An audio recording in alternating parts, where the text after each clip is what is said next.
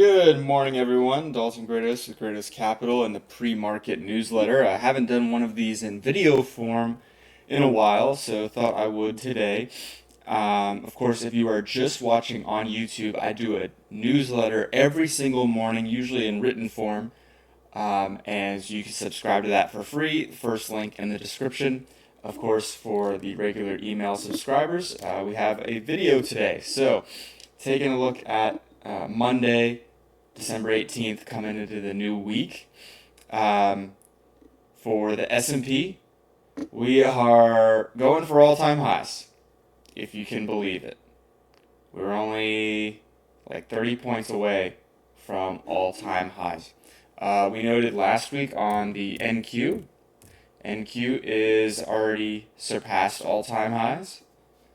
And let's see what the Dow. Dow is already surpassed all-time highs as well. So ES is next up. Of course, we have, what do we have sort of as like the ruling reason for this is a couple things. You could call it a Santa Claus rally.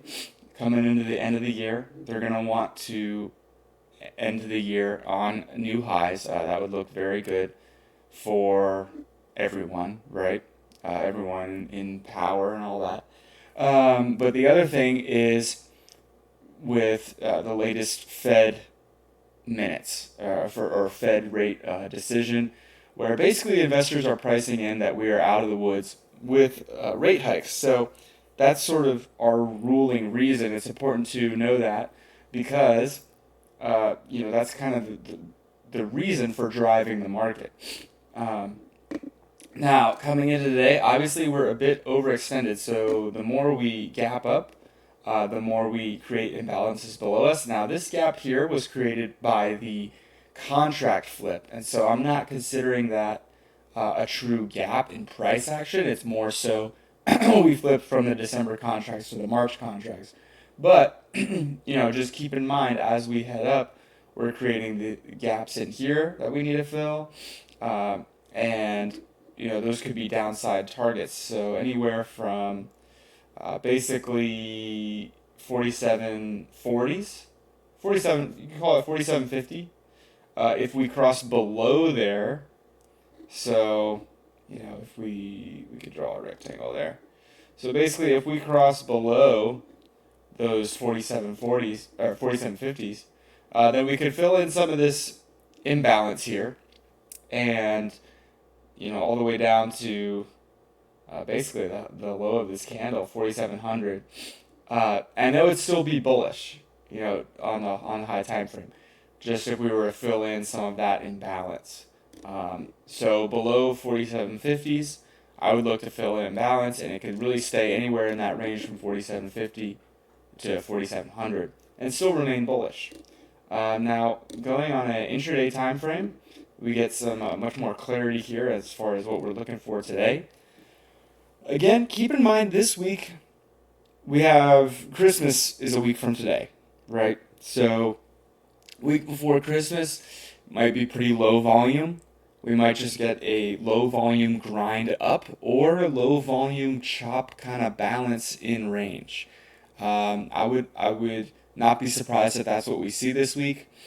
So for many of you, you might not want to trade. You might, well, we only want to trade when the right setups are there, right? So don't get caught up in if it's just, getting towards the holidays, low volume, not really making sense in the price action.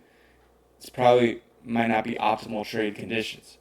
However, let's just go off of this price action here. So obviously we have a range in here, and for the newsletter, I like to basically make these screenshots where I will sort of lay out the price and draw on it for you. So, in yellow, we can kind of mark, this is like our value area that we're trading in, right?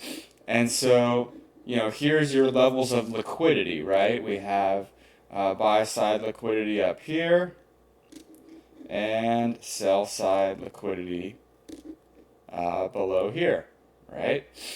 And so market may dip into these ranges, these areas outside of range to grab liquidity.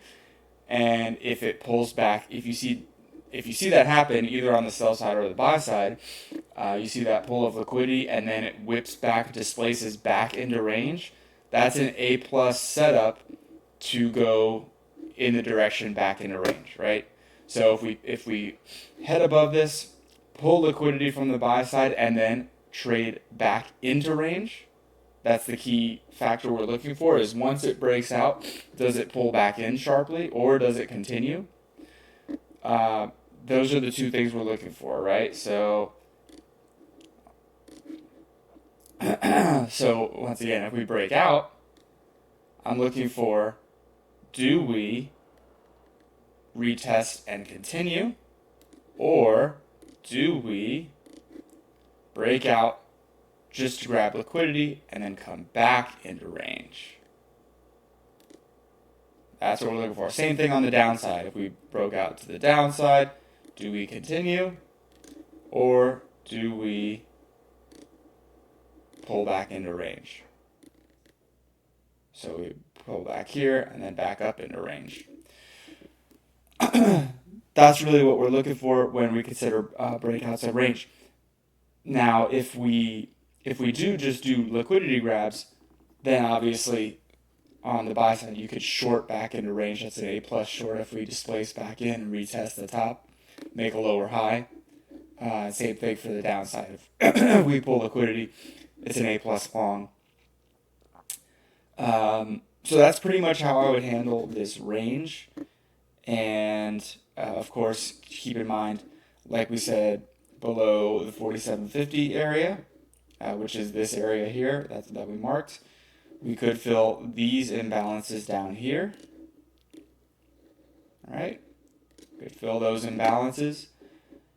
And really, the upside target is going to be a squeeze past all-time highs. So what we're going to get, if we get up here to the 4800 area, is I'd be looking for a squeeze. Essentially, price just goes straight through all-time highs and just keeps going, and there's hardly any pullbacks because all of those stops, all those shorts are getting squeezed out. So that's kind of what I'm looking for going into today, going into the remainder of the week. Of course, open your daily newsletter, subscribe to the daily newsletter if you haven't already, and you'll get every day delivered to your email in written form. And I'll, of course, copy this and put that in the newsletter as well. But that's it for today. So have a great day. Happy trading. Again, Monday morning, we're trading within range. So at the open, there's not any obvious setups. And so the better setups will develop later in the day. Let the price action play out this morning.